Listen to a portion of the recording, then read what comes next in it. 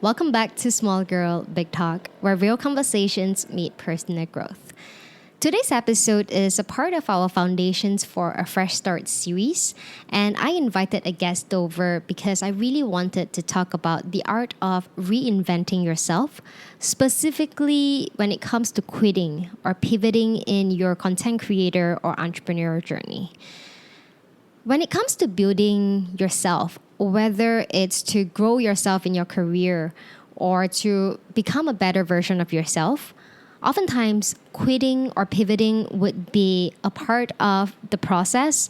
And yet, quitting can also be thought of as giving up. And it comes with its own set of fear and consequences, which is why I really wanted to have Cheryl over to talk about her experience.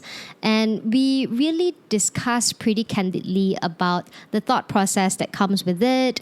And we were pretty vulnerable in our own experience in that, and I really enjoyed that conversation, and I believe that you would enjoy that too. So be sure to hit the like button, and I hope you enjoy our conversation.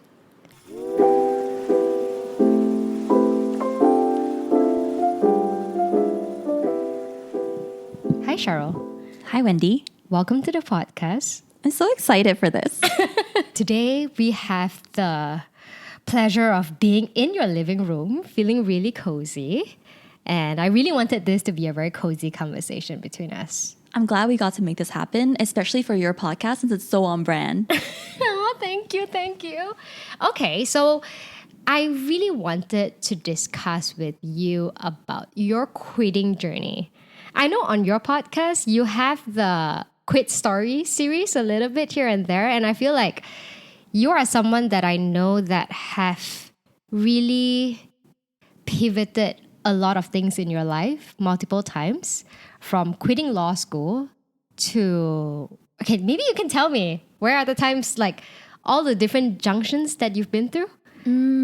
Yeah, I would say that the first major pivot that I've made in my life and career is definitely the law school quitting, where I quit law school after 1 year because I realized very early on, this isn't the career path for me in the long term. So in that first year, I made the decision, or I started thinking about, is it even worth continuing? So that was the first major juncture of my life and career. The second time this happened was when I quit my Ph.D, which was a decision that caused a lot more grief because I had really wanted to pursue this path, but because of personal life reasons, personal circumstances, I ultimately decided that right now it's not the right time to do the PhD. So those were two major career pivots, and I've also made several pivots within my own business as well. Yeah. I noticed that as well. And I feel like I really admire you for your courage to go through these major pivots, because I think these are very big decisions that you have to make, especially like say quitting law school and quitting PhD. I feel like as Asians, these are decisions that you'll probably be more concerned or stressed out about because of your parents' expectations. Yeah, I think for me and a lot of people especially who grew up with immigrant parents. My parents immigrated to North America and I was born there. So for me, it felt like they had worked so hard to give me the childhood that I had. And then like I did all the right things. I went to good schools, got good grades, was supposed to be on the right career path. And then it's like, it kind of just like, it felt like I kind of crushed their dreams and expectations of me. And it felt like, I think, especially when I quit law school, I felt a lot more guilt that time because I felt like my parents had worked so hard to give me all these opportunities to build my career, and now I am like crushing it. Oh, yeah, it sounds stressful. So how did you work around that thought at that point? Because you were still young, right? You were still a student. It's first year of university. Early mid-20s. Okay. Yeah. Honestly, that was a really rough time between me and my parents. Like they were furious for like a long time, like at least like a year. I think it took like at least a solid year before they start to really see like, okay, Cheryl is like actually trying to do something after quitting law school. Okay. Because I think when I first kind of suggested the idea. I wanted to just share like, here's what I'm thinking. Like, I don't think it makes sense. I tried to have like a conversation with them. Didn't turn out well. And they really tried to convince me to stay, like at least get the degree, like at least have something under your tool belt. Okay. It's better than not having anything at all. So we were not able to see eye to eye for like a while, like a good while, until they finally started to see like, you know what, like she is trying to make money, trying to support herself, trying to pick her career back up again. So fun fact, Erika, everybody, Cheryl is actually my first business coach when I first started my coaching career as well. And I think we pretty much got into this space around the same time. Similar experience as well. Like I think I was just not exposed to the coaching world and like how you can have a business without actually having a product. It's kind of like consulting, but it's different. And I remember we got into the space at a very similar time. And you coached me into starting my first personal branding business. I don't know if you recall that. Yes, I remember. It was orange and pink, the branding. Yeah, the branding was pretty on point. I feel like I'm quite on point in terms of my personal branding stuff. I'm quite proud to say that. And since then, we've gone through our own journey. And we've both evolved a lot. We both evolved a lot, and a lot has happened since. And this was like 2018 though, so it's pre-pandemic. 6 years ago? Yeah. 6 years ago. Yeah, it's been a while. Yeah, so then since then, you started off as a side hustle coach. And how long were you doing that for? Yeah, now that it's been 5-6 years since I started being in the online space, being in the online coaching space, I think I've had time to see that, I started off as a side hustle coach because that was the only thing I knew at the time. Now, as I've had more experience and recognize what my skill sets are, I can see that maybe, to be honest, I don't know if business coaching or side hustle coaching was really my strength.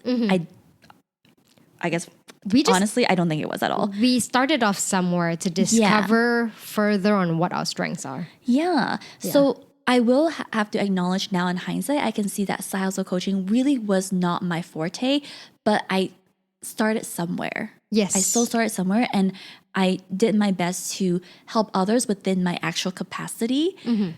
But now in hindsight, I would not call myself a business coach or side hustle coach, but I definitely see that like, coaching is something that side hustle coaching was what I had experienced at the time, and I wanted to help others do something similar for themselves.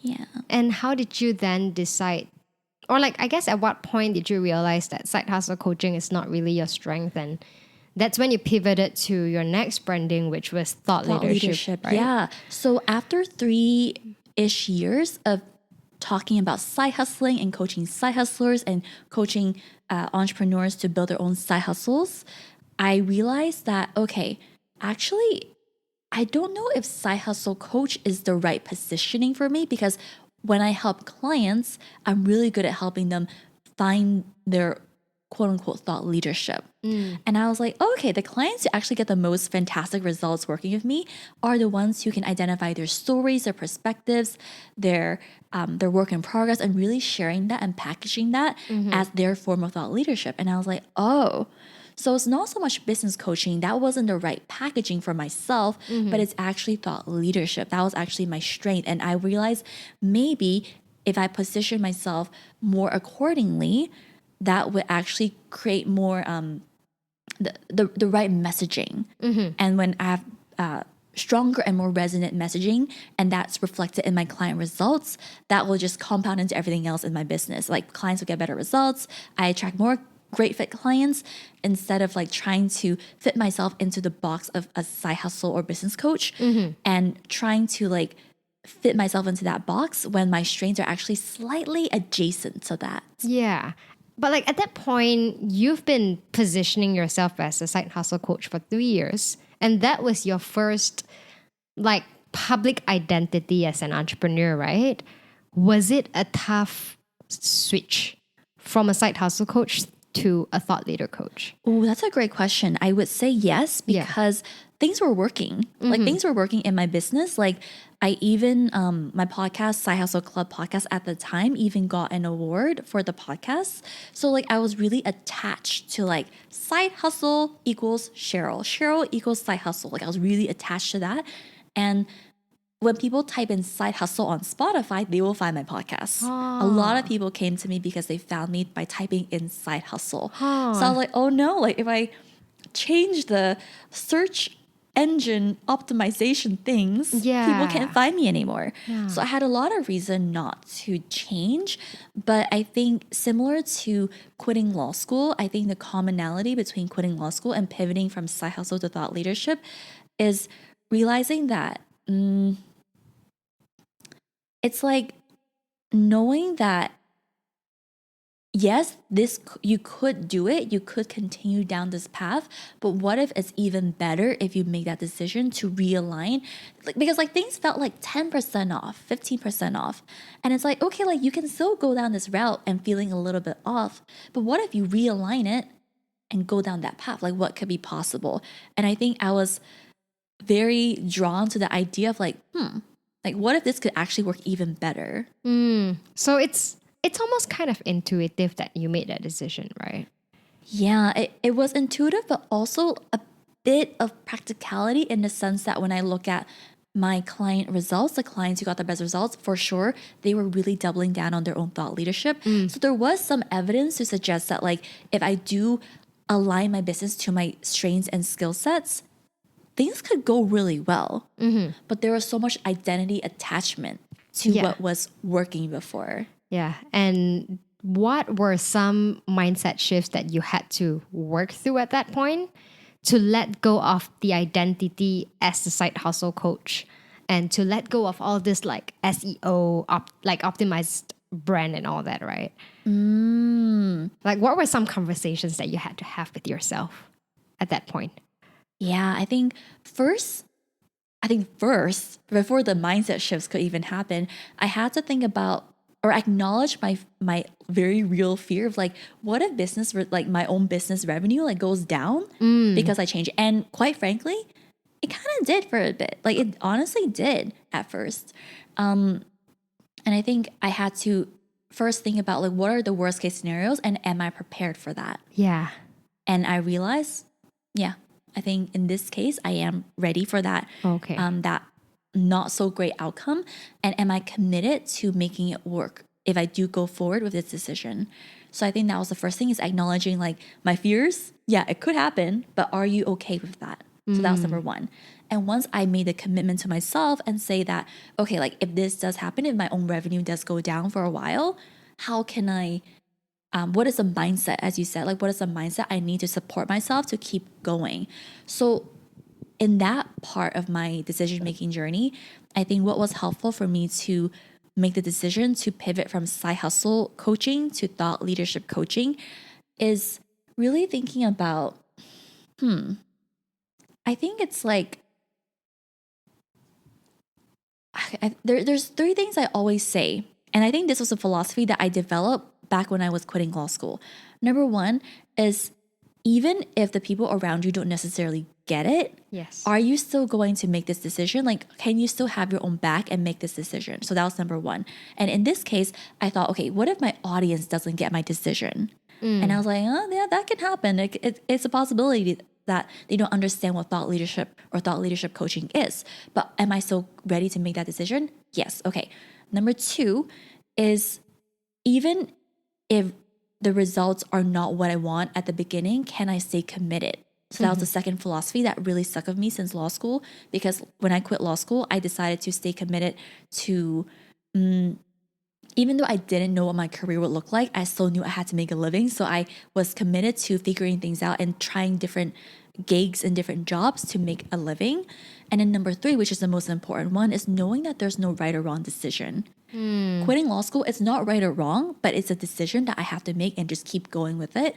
So that was the final thing for me when I had to pivot, or when I decided to pivot from side hustle to thought leadership, is, okay, there's no right or wrong decision, but is there a decision that maybe is less painful, maybe it's more aligned. Whatever it is, there is going to be a decision that just makes more sense and feels better for me.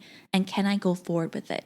So I wouldn't say it's so much like a mindset shift, but it's like values that I had embodied since like 5-6 years ago when I quit law school, and am continuing to live by those values when I was making my second pivot in my business. Yeah.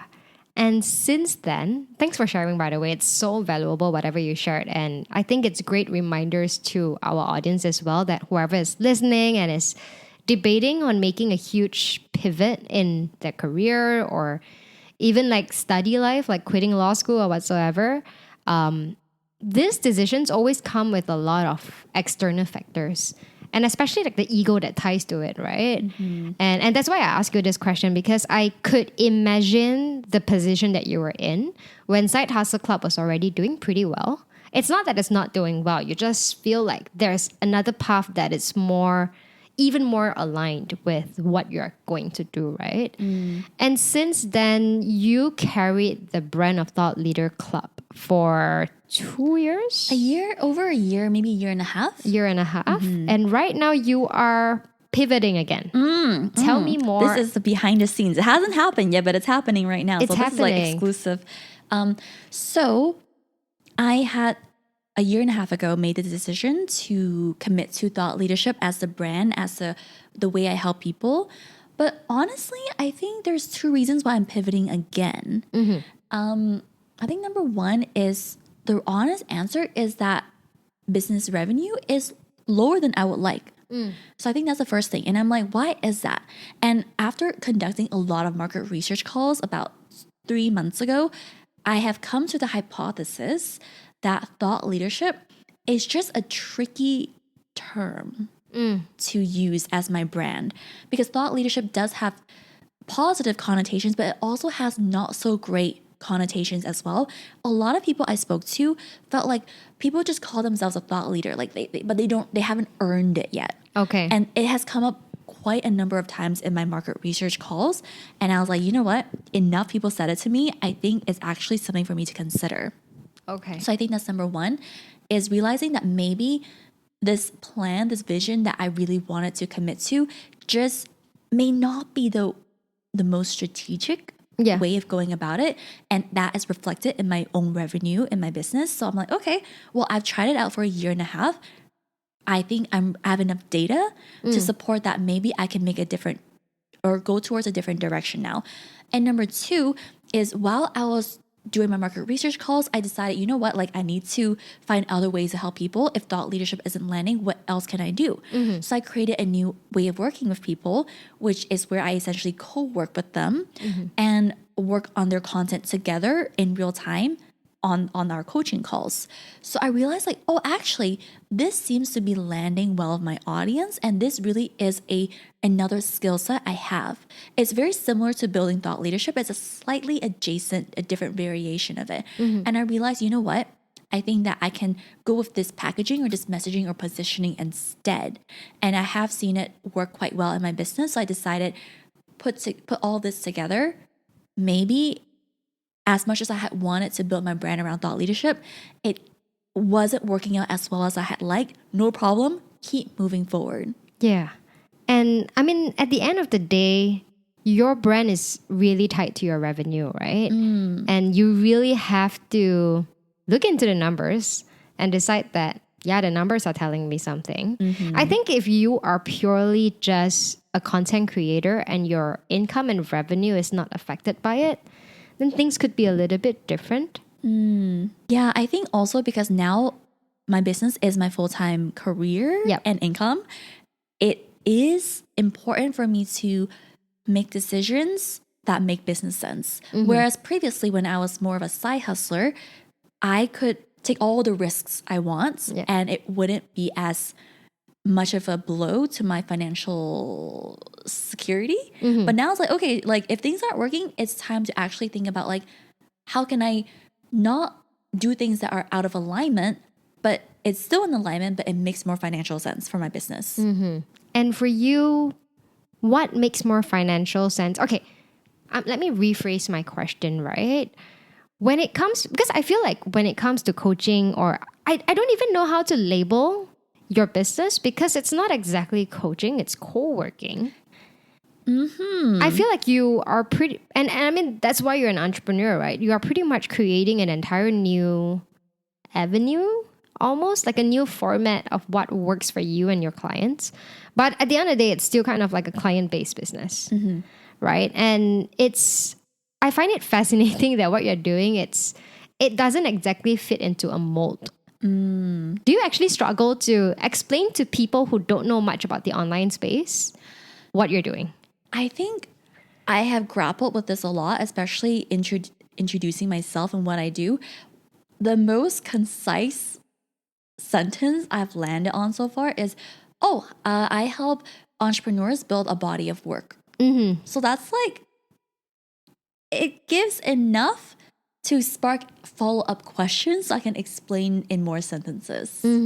But yeah, I definitely do have trouble explaining clearly right off the bat, but it requires like more back and forth for me to really explain and articulate how I help people. Yeah. So there's that part of your identity. And I feel like recently you've dabbled more deeper into your identity as a podcaster as well.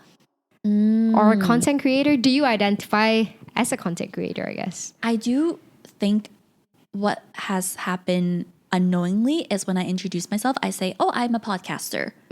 That's the first thing I say these days. And I was like, that's interesting. Like previously I would say like, I'm a Ph.D. student, or, I'm in law school, or, I run an online coaching business. But it's shifted without me even realizing it. And I think it's because podcasting has been the most consistent thing in my business, or it's been one of the longest things I've done besides like getting a bachelor's degree, which was 4 years. Okay. It's been more than 4 years now, podcasting. Really? Yeah. So you mean you have your podcasting since October 2020. Now it's like November 2024. Whoa. Your podcast has been around for long. Yeah, and like, cause like with our bachelor degree, there's like summer breaks or whatever, and like Christmas holidays and stuff. Yeah. So I've actually podcasted longer than like a degree. Wow. So I think that's why naturally my identity has really latched on to like podcaster Cheryl.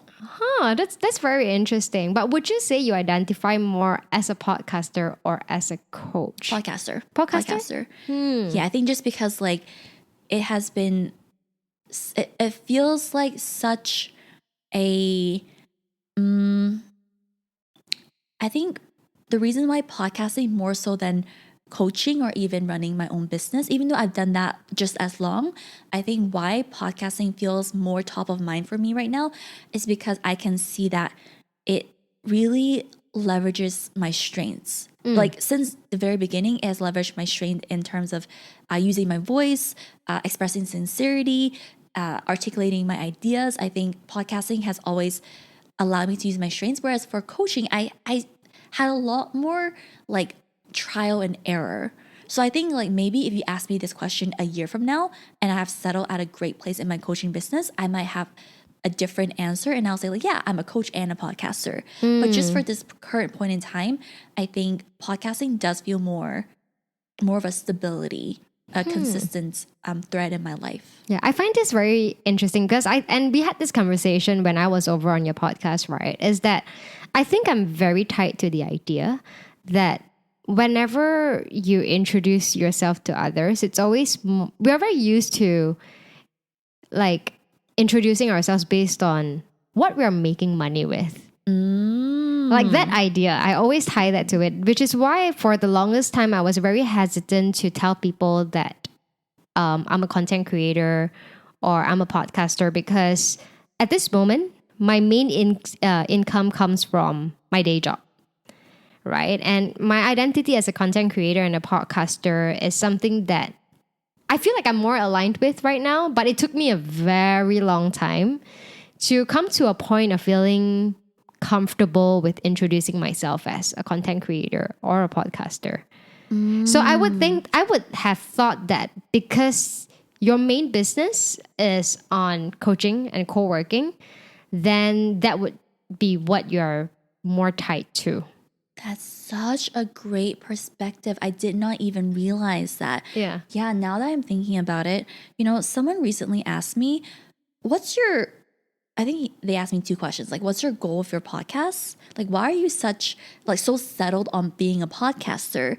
And the second question they asked me was, so like, what's your monetization plan for the podcast? Or like, who's going to buy your show? Something like that, because this person is very much monetizing their own podcast. And I definitely felt like a bit insecure in the moment, because I'm like, oh, this very legit podcaster making money through their podcast is asking me questions about like, are you gonna monetize? Like, what's your plan? And I'm like, I just like podcasting. And so when you brought that up, I'm like, oh yeah, why is it that I'm so like, it's so ingrained in my identity that I'm a podcaster, despite the podcast is technically not a money maker, so to speak, in my business. Like, I don't monetize through my podcast. I'm curious to know, what are your, like, why do you think that is?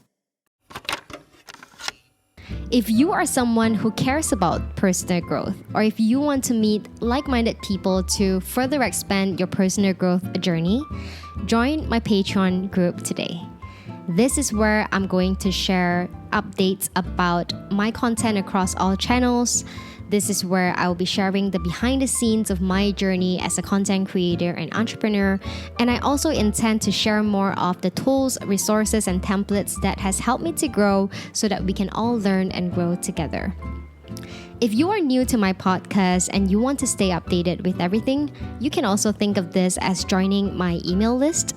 All you need to do is head over to patreon.com/sgbt or head over to the link in my show note to join for free today, and I can't wait to see you inside. For me, honestly, it's always been just like, we are used to the idea of introducing ourselves based on our occupation. Like, since you're young, you're a student, or the most, like the general population, right? They only have a day job and that's pretty much it. Like, say if I'm a mom and a marketer, when I introduce myself to others, I would probably say that I'm a marketer over the fact that I'm a mom. But you are a mom because you have a kid, not because you're making money as a mom, if that makes sense. Yeah, I think I guess it's just an idea that it's what I'm used to. Yeah. Actually, I think now that you said that, what comes to mind for me is it's because I'm really proud of what I've done through my podcast. Whereas in my coaching business, there's been a lot more like trying this, realizing I wasn't positioning myself correctly. There's a lot more explorational work. And although I am tremendously proud of what I've built as a coach in my coaching business, my pride in my podcasting work is off the charts. Yeah. So I think that's why I lead with that first, even though it's technically not a money maker in my life. Yeah, I think I relate a lot to it. Like, I feel like my identity as a podcaster has definitely been ingrained in me now. Every time people ask me, these days, I think people are always curious about what I do for my day job. Usually that's what they would be asking me. Like, so what do you do? I'll be like, oh, my day job is in education, but on the side, I'm also a podcaster and a content creator. I think that's a very important part of my identity. And I feel like if you want to grow as a content creator, you really have to be your number one fan of your work. Right? And like, so when I was flying here yesterday, the guy beside me was listening to podcasts. I was so tempted to go like, hey, you should tune into my podcast. But I didn't do that. He definitely didn't look like he wants to get disturbed anyway. But I was so tempted on doing it. I'm like, oh, he's listening to a podcast. He should listen to my podcast. But I didn't do that. But I'm very proud of myself to have gotten to the point where like, I'm a huge fan of my own work now. And I definitely relate to you a lot. Like, yes, we are proud of the coaching work that we've done. So I'm taking a back seat from my coaching work right now. And I am actively thinking of moving back to coaching again, but in a completely different niche. And I'm exploring that. You're hearing it first too in this space. And I think I get where you're coming from. It's like you are proud of the work that you do in your business, and also like you're proud of the transformations that you've helped your clients with. But the content that you've put out in your podcast, it's your own. And I think it also comes from the fact that because this podcast, you're not making money from it, and you are still consistently showing up for it, and you know that there are good content that has helped so many people, that's why it helps you to feel so much easier to feel like, yeah, that's my work. I'm proud of it. That's a huge part of my identity. Yeah, I think to piggyback off what you just said was now that I think both of us have been podcasting for like a substantial amount of time, like to a certain extent, it's like we have, I wouldn't say earned the right to call ourselves a podcaster, but it's like, I think it's not so much about proving to others, but it's like proving to ourselves that like, yeah, we are committed to podcasting. Whereas like if it was only like 3 months, our identity is like shakier because it's like, am I really going to do this for the long term? Like, am I going to do it past 4 months? But now it's like, yeah, I've been doing it for a year, 2 years, right? And we've proven to ourselves that we are serious about this.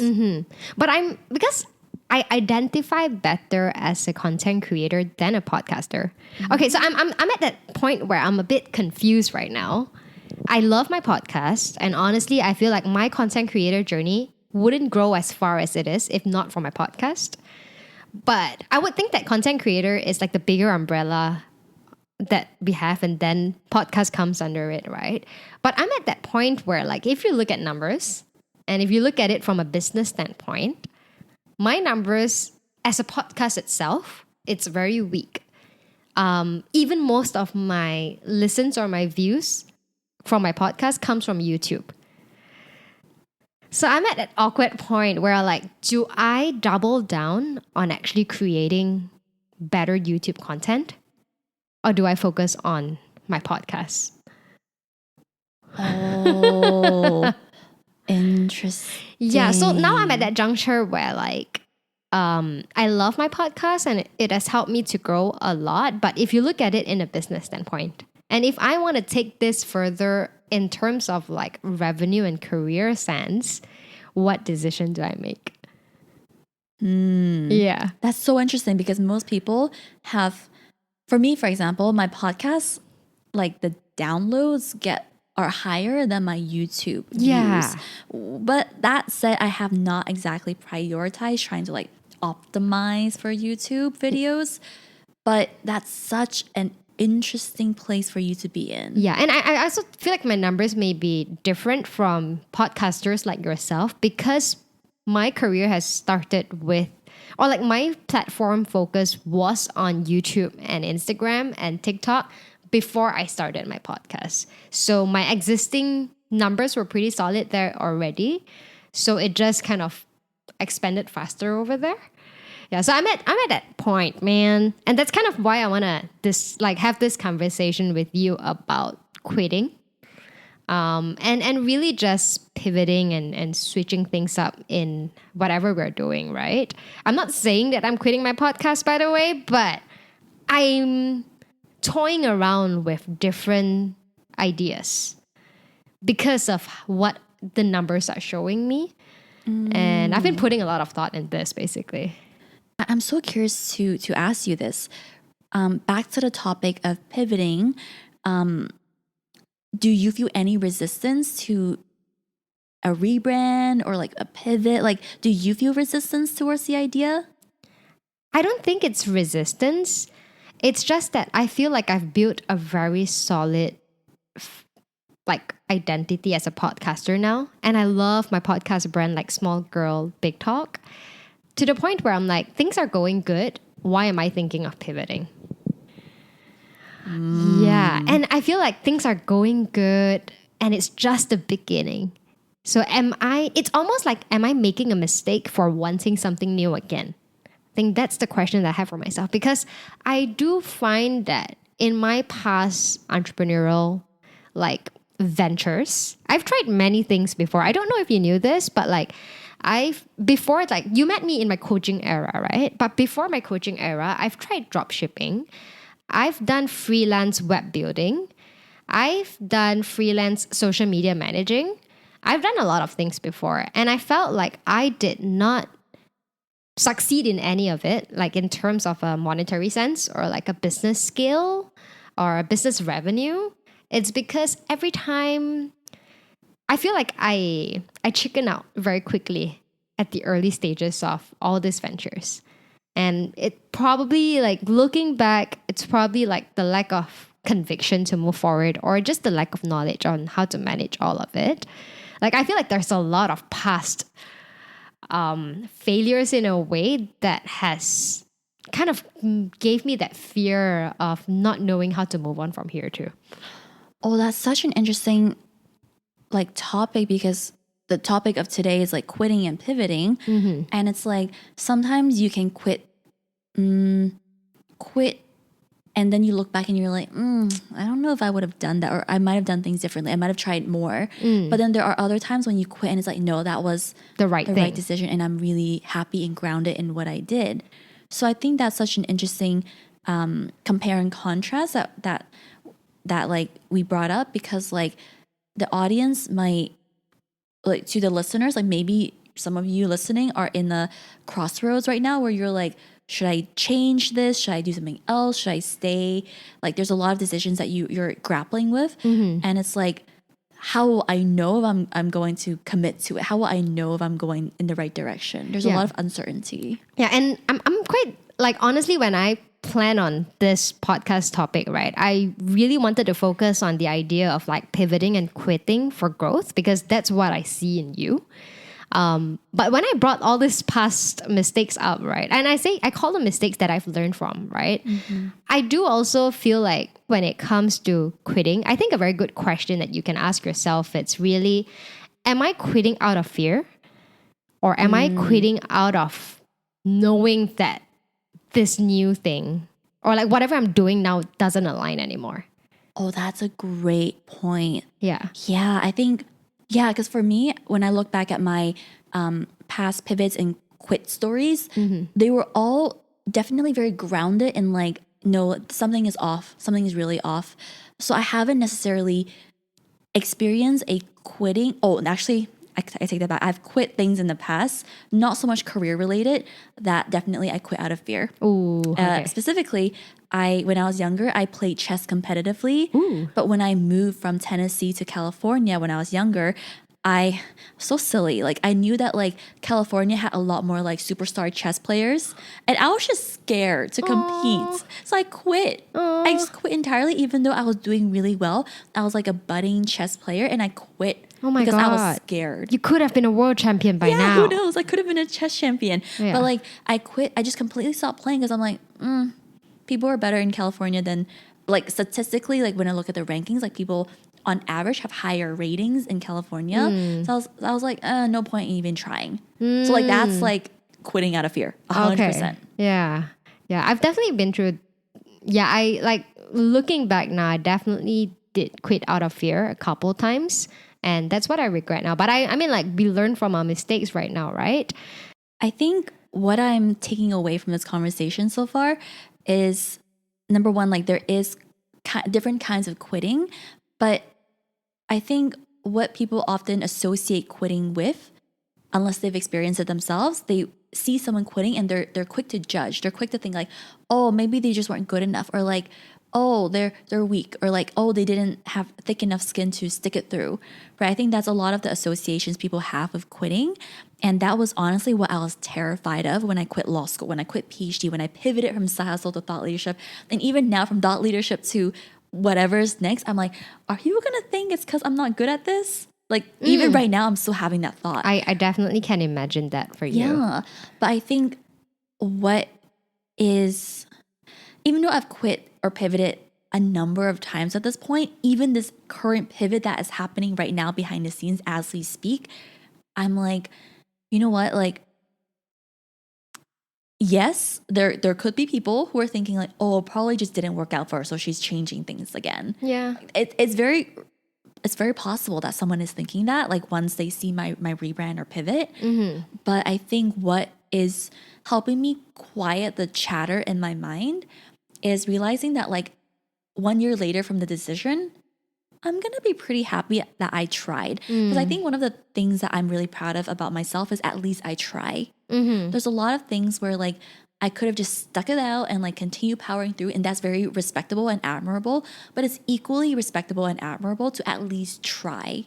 Yeah. To try something else. It's both, like there's no right or wrong, right? Both are equal and valid, but it's like I'm proud of myself for at least trying this or this or this. Yeah. And one more thing I do have to add on though.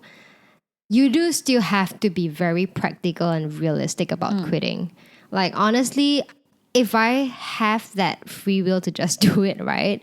You could easily just quit your job today if you feel like your job doesn't align with you. But if you don't have the right savings saved up, if you don't have the right exit plan or transitions plan, it can still be kind of reckless if you quit.